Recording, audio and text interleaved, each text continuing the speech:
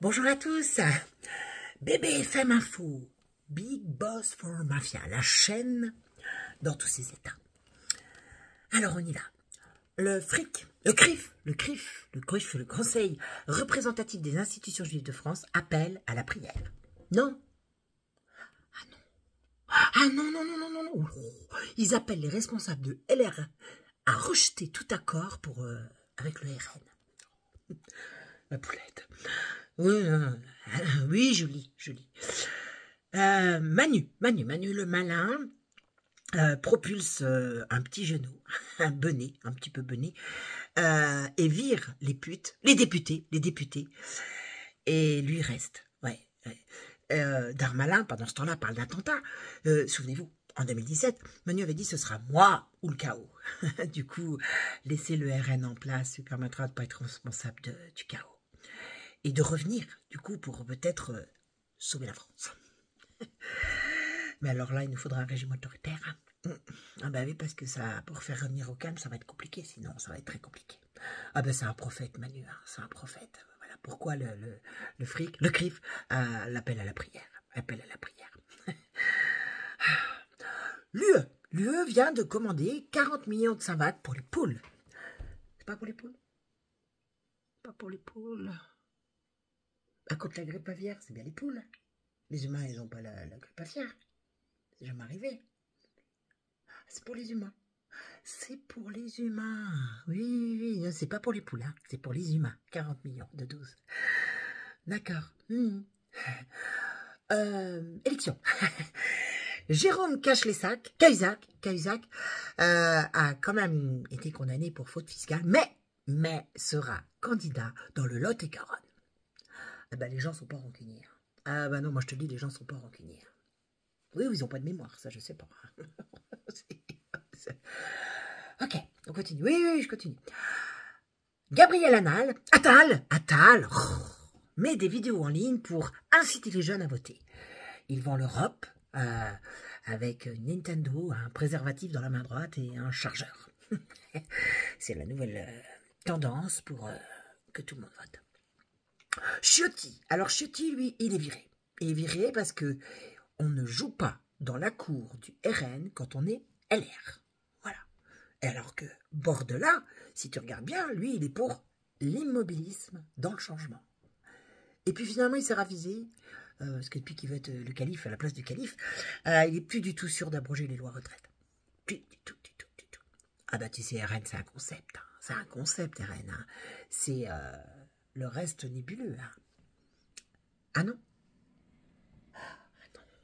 C'est Rassemblement National. Oui, enfin, c'est un petit peu nébuleux quand même. Non, faut pas le dire. Et LR, alors, c'est quoi? C'est les ripoux, c'est... Ah non, les Républicains. Ah oui. Mais il est où le Parti gaulois, en fait? Non, parce que ce serait bien qu'on ait un Parti gaulois, Brigitte. Bah si. Ah si, ce serait bien, moi je dis, hein, les LGR. Les Gaulois ressuscités.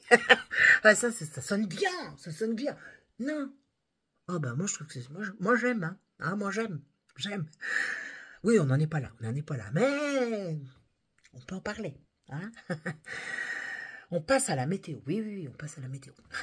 Alors la météo, asseyez-vous, parce que là, c'est un article de Futura. Et franchement, asseyez-vous, parce qu'il faut vraiment être très, très concentré. Hein. Très concentré.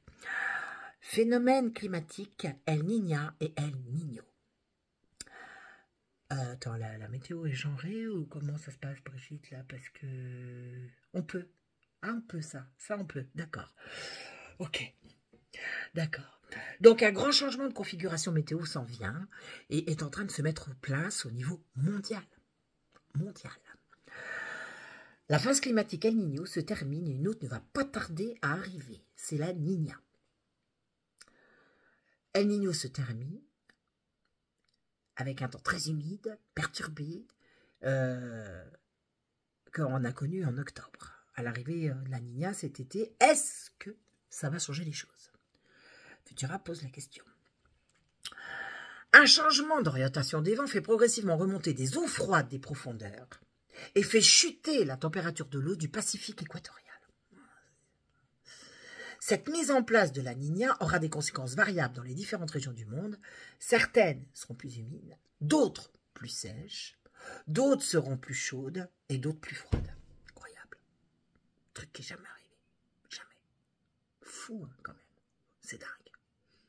Des régions seront plus humides et d'autres plus chaudes. Truc de dingue, Brigitte. Ah ben c'est un truc de dingue. On n'a jamais on a vu ça. Jamais.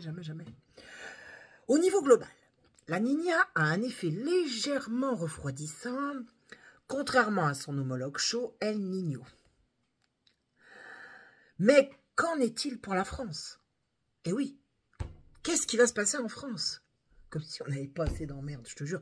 Ça, c'est quand même incroyable. Hein. Tu dois pas me dire quand même. Les dieux sont contre nous. Franchement, avec tout ce qu'on a sur la tête, le Niño qui s'en prend à la France. C'est incroyable. Hein. Incroyable. Donc attention, par contre, El Niño et El Niña n'ont jamais été prouvés avec certitude en Europe. Très nébuleux. Mais il faut avouer quand même, disent-ils, que depuis l'automne 2023, l'Europe de l'Ouest est très perturbée, très humide, très ventée et plutôt doux. Donc la Niña, elle, de toute façon les filles, ça fait toujours le bazar, tu peux y aller, ça c'est un truc de dingue aussi, ça c'est pareil. La Niña devrait officiellement s'installer entre juillet et septembre dans l'océan Pacifique, voire un peu après, mais son effet prend du temps à se mettre en place et à se répandre dans le monde. Faut que tu suives parce que c'est coton, comme hein, c'est un petit peu coton. Les conséquences en Europe de l'Ouest, s'il y en a, parce qu'on n'est pas sûr qu'il y en ait, hein, c'est un gros article pour très peu, tu vas voir. Mais s'il y en avait, au cas où, hein, c'est au cas où, elles ne se feront pas sentir avant la fin de l'été, au moins. Alors, comme les conséquences d'El Niño vont s'atténuer, tu vois, il est tout de même possible d'espérer un été plus sec que ces derniers mois. Oui, parce que depuis décembre, on est en été pour eux, hein, je pense. Hein. Oui, on est en été depuis décembre, je pense. Je sais pas, ces derniers mois. Voilà. Donc, il est tout de même possible d'espérer un été de ces derniers mois, surtout en fin de période estivale. C'est-à-dire quand tu es rentré chez toi et que tu rebosses. C'est pas de bol. Non, mais je te dis, la France, on est visé, il y a un truc, c'est obligé. Mais en clair, Brigitte, ils savent rien, les gars. Enfin, je veux dire, ils écrivent du pipeau, quoi. Ça, ils nous jouent de la harpe, hein, en fait. Ah si, excuse-moi, c'est de la harpe. Alors, continue l'article. Des conséquences possibles sur notre hiver. Parce que, attends, c'est pas fini, le bordel. Il y a du lourd, hein, c'est du lourd. Hein. La Niña est davantage connue pour ses conséquences au cours de l'automne-hiver. Lors des années où la Niña s'est présentée, les météorologues ont remarqué que les hivers français commençaient souvent plus tôt et qu'ils étaient plus froids que lors des phases d'El Niño. Non, mais c'est du sérieux, attention, c'est Futura. Hein. Il est donc possible, des météorologues, hein. Il est donc possible, mais pas certain non plus, on ne se mouille pas non plus, que l'hiver 2024-2025 démarre de manière plus précoce, novembre-décembre. Incroyable. L'hiver va démarrer novembre-décembre. Ah, mais c'est fou, hein. Alors qu'avant, ils nous ont dit les derniers mois. C'est un hiver qui commence en novembre-décembre, c'est du jamais vu, quoi. Enfin, je veux dire... Et donc, que cet hiver-là soit globalement plus sec, mais plus froid. Plus froid que le précédent, en France. Ça va, tu suis, là, parce que... Là, les mecs, on dirait les bras cassés de l'hémicycle, hein, Brigitte. Hein, là, ce qu'ils écrivent, là... Ah, c'est comme, ça me fait rappeler le temps du coco. Debout, assis, couché, fais le beau, fais ton attestation, fais lapin, pas de masque, remasque. Ah, c'est la Macarena, même dans la météo, En fait, ils nous annoncent de la poudre de perlimpinpin. Ah ben, si, hein, ils te jouent tous les instruments, la flûte, la harpe, c'est un orchestre géant, le truc, c'est un orchestre géant. C'est ça, c'est un orchestre géant. Pour au final, attends, parce que écoute bien, je n'ai pas fini l'article, hein, faut finir l'article. La Niña n'est pas le seul paramètre qui dirige le temps et que son effet sera probablement limité en France. C'est-à-dire l'article qui sert à rien. Le réchauffement est en effet tellement fort et rapide en France qu'il est possible qu'il puisse masquer les éventuelles conséquences de la Niña et que ce phénomène légèrement refroidissant passe finalement inaperçu en Europe. Tu te demandes à quoi ça sert, hein? C'est qui les paye, les mecs, là? Parce que là,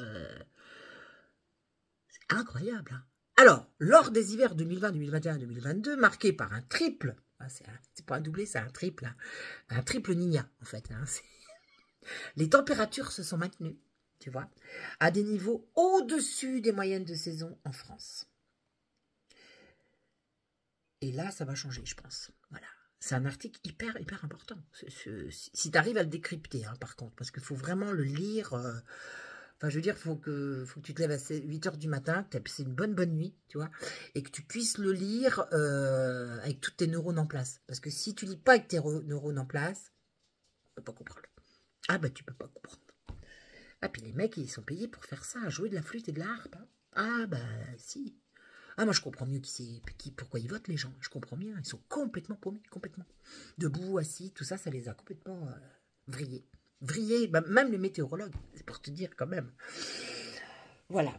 Donc, bon, bah écoutez, moi j'ai fini cette revue de stress. Hein, et puis, ben, vive la résistance, parce que là, je te le dis, il va nous en falloir, mais alors, plus. Hein, ça, plus. Hein. Résilience, résistance, foi, courage. Vive la résistance, mes amis.